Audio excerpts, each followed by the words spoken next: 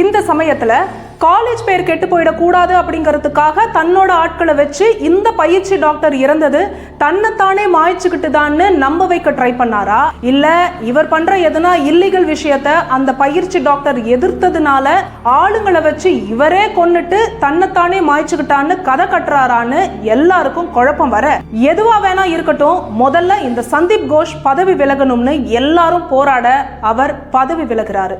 இதுக்கு நடுவுல குற்றவாளி யாருன்னு சீக்கிரம் கண்டுபிடிங்கன்னு மக்கள் போராட்டம் அதிகமா வெடிக்க அந்த மாநில அரசு போலீஸ முடுக்கி விடுது.